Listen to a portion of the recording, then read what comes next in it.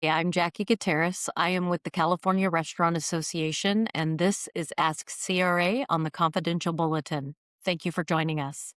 Today, I'm joined by Alden Parker, Regional Managing Partner at Fisher Phillips.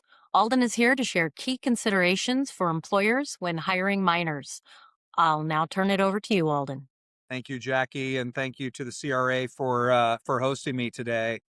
So around this time every year, we're thinking about hiring minors for the summer season, and they can be a great supplemental workforce. You can also be entering or introducing young people to a great career, to great opportunities for advancement within your organization, and really they can build some tremendous skills.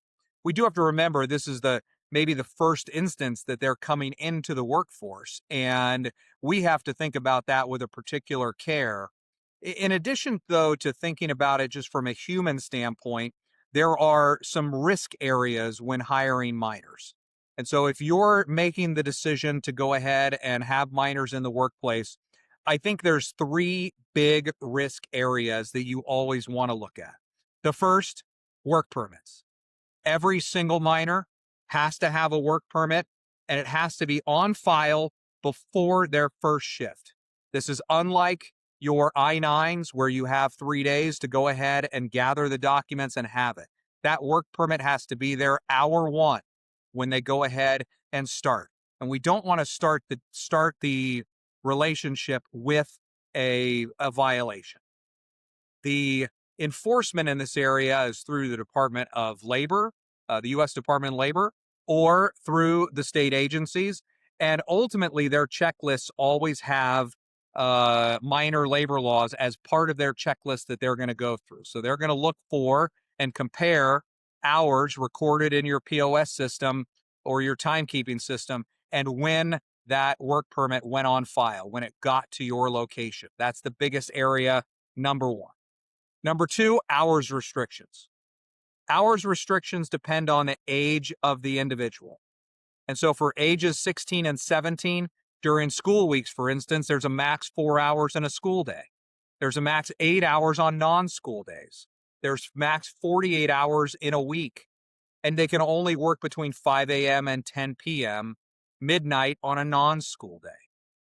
Ages 14 and 15, even tighter limits. Typically, it's only 3 hours on a school day that you can go ahead and hire someone with a valid work permit on those ages. And so many people limit this to 16 and 17-year-olds.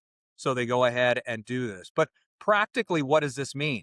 This means you can't use your regular scheduling software when it comes to minors. You have to reset the parameters of your scheduling software so that you are not accidentally scheduling minors that may not speak up and simply work the hours that are going to cause violations to show up in your records when they come for enforcement issues.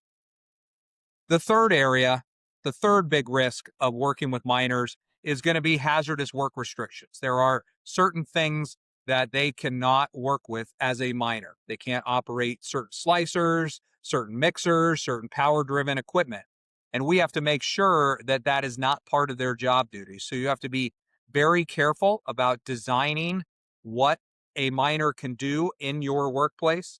And the managers can't simply freelance. If you have a manager that's going to freelance on this, they're not the manager to oversee the employment of minors. And you'll have to adjust your strategy for summer hiring to someone only with the age of the majority. But Jackie, what type of questions do we get in this area from a lot of our members? Well, with summer approaching, what additional restrictions or potential compliance issues should employers be aware of when hiring minors?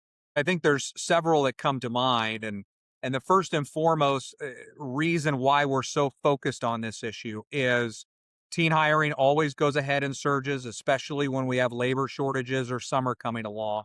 Plaintiffs' lawyers love these areas.